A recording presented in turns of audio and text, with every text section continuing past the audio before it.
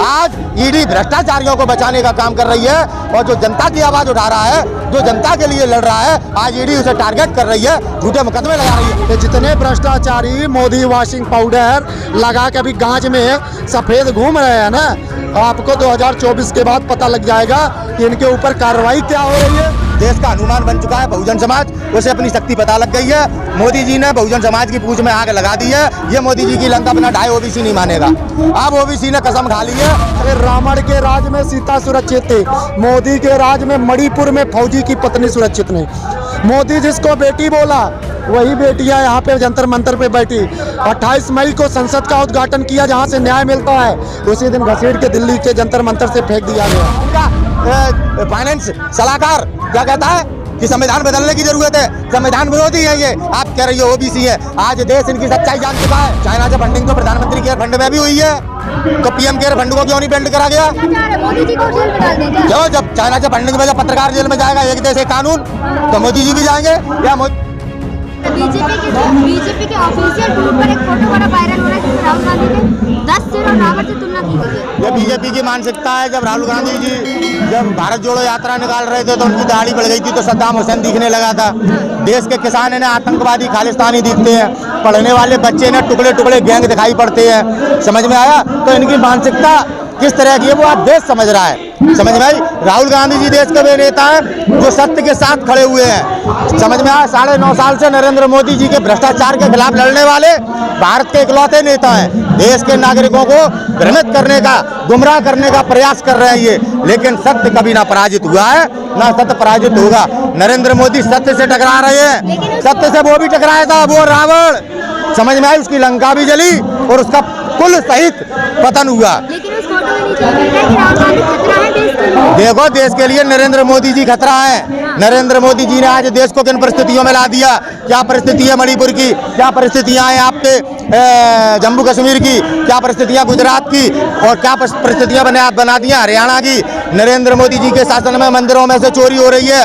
238 kilo सोना केदारनाथ धाम का गायब हो गया, महादेव का। बड़ा दुख का विषय है कि देश का कोई भी सन्यासी, कोई भी मठाधीश 238 किलो सोने के लिए आवाज नहीं उठा पा रहा है। इसे डर और भय से देश को मुक्ति राहुल गांधी जी दिलाएंगे। राहुल गांधी जी देश के वे नेता हैं जिनके सामने आज भारतीय जनता पार्टी का कोई नेता खड़ा नहीं हो पा रहा है। कभी स्पीकर बंद करते हैं लोकसभा में, कभी सदस्यता छीनते हैं। राहुल गांधी जी के प्रति कितना डरे हुए हैं ये भाजपाई। भ्रष्टाचार से देखिए ना, सब नेताओं को जेल पहुंचा रहे हैं। हाँ, अभी सीएजी की रिपोर्ट आई थी ना। क्या हुआ ईडी को? क्यों नहीं जांच की सीएजी की रिपोर्ट पे? ना, सीएजी की रिपोर्ट पे कोई बात मत करो अब। है जो महाराष्ट्र में भ्रष्टाचारी है, जिन्हें ईडी ने जिन्हें संबंध भेजे थे, आज उन भ्रष्टाचारियों पे कार्रवाई क्यों नहीं हो रही? क्योंकि वो भाजपा सरकार में सम्मिलित है। शुभेंदु अधिकारी पे कार्रवाई क्यों नहीं हो रही? क्योंकि वो भाजपा के साथ है। मध्य प्रदेश में बीजेपी की सरकार में व्यापम घोटाले वाले लोग और कितने भ्रष्टाचारी हैं, ईडी क्यों नहीं जा रही? आज ईडी भ्रष्टाचारियों को बचाने का काम कर रही है और जो जनता की आवाज उठा रहा है, जो जनता के लिए लड़ रहा है, आज ईडी उसे टारगेट कर रही है, झूठे मुकदमे लगा रही है। कितने पत्रकारों को जेल में डाल दिया मैडम। आज इंदिरा गांधी जी की इमरजेंसी से ज्यादा खतरनाक परिस्थितियां हमारे देश की हैं। इस इमरजेंसी को देश जब हमेशा याद रखेगा कि नरेंद्र मोदी जी ने सबका साथ और सबका विश्वास के नाम पर देश में किस प्रकार से इमरजेंसी लगाई, जिसकी घोषणा भी नहीं की, और लोगों को किस प्रकार से संवैधानिक शक्ति का दुरुपयोग करके प्रताड़ित किया है। और राहुल गांधी जी आम जनता, किसान, देश की आवाज सदन में उठाते हैं, तो बीजेपी के लोग उनका आवाज, उनकी पदवी और उनके ऊपर कई मुकदमे लगाने का काम करते हैं और फिर बाद में हार जाते हैं, क्योंकि कोर्ट है, संविधान है। आप कब तक कुछ फर्क नहीं पड़ने वाला। इनकी नीति है बदनाम करने की, भ्रम फैलाने की, झूठी अफवाहें फैलाने की।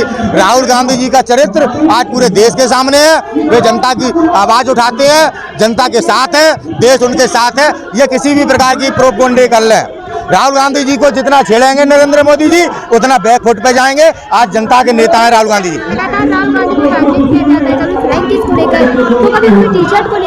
देखिए, राहुल गांधी जी से दाल रोटी चल रही है। राहुल गांधी जी को टारगेट करके तो पीएम बने हैं। राहुल गांधी जी को टारगेट करके कोई भी छुट्टी मुट्टिया नेता बन जाता है। पीएम रही है। लेकिन वे देश के नेता हैं, फिर क्यों बाद में फिर शर्ट पहन ली तो राहुल गांधी जी को टेंशन पड़ रही है ना? टेंशन पड़ती है बीजेपी वालों को, पुलिस से मिले तो टेंशन पड़ती है, किसान से मिले तो टेंशन पड़ती है। राहुल गांधी जी के 10 सिर क्यों लगाए और किसी के लगा देते? राहुल गांधी जी देश के वे नेता हैं जिनसे आज भारतीय जनता पार्टी का प्रत्येक नेता घबराया हुआ है। 2024 में इस देश के प्रधानमंत्री राहुल गांधी जी बनने वाले हैं। आज देश का हनुमान बन चुका है बहुजन समाज, उसे अपनी शक्ति पता लग गई है।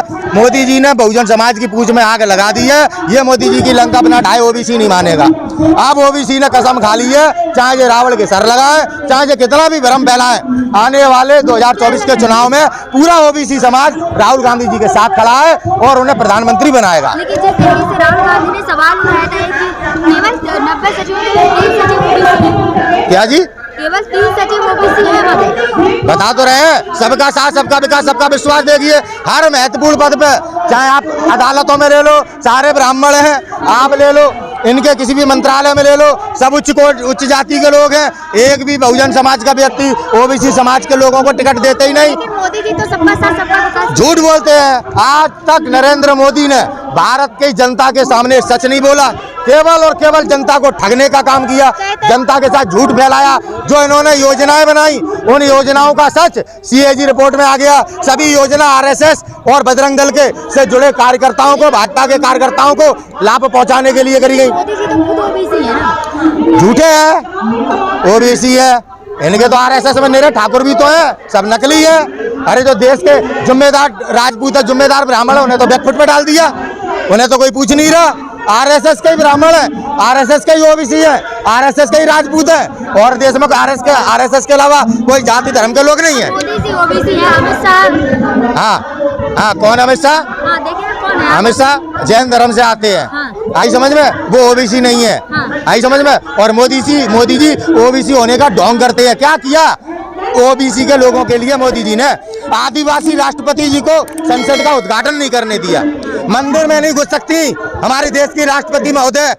ये है सच्चाई नरेंद्र मोदी की। इन्हें बदबू आती है, केशव प्रसाद मौर्य को स्टूल पे बैठाते हैं उत्तर प्रदेश में, ये है सच्चाई।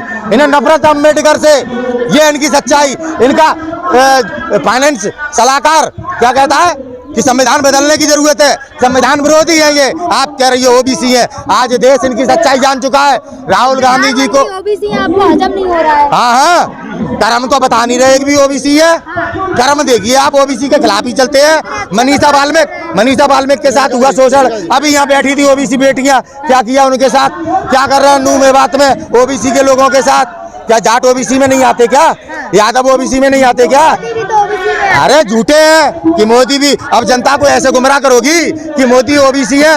एक बार जनता झूठ में फंस चुकी है। आज लोगों के पास खाने को रोटी नहीं बची है, उनकी सेविंग्स खत्म हो चुकी है, बचत नहीं हो पा रही है, कमाई से घर नहीं चल पा रहे हैं। नरेंद्र मोदी को हटाना है, भारत को बचाना है। Vote for India, vote for India. हमारे प्रधानमंत्री राहुल गांधी जी होंगे, दैट्स ऑल। मध्य प्रदेश में देखिए एमपी भी उतार चुनाव में 3 सांसद, 3 केंद्र मंत्री, 7 सांसद एमपी में उतार रहे हैं मोदी जी।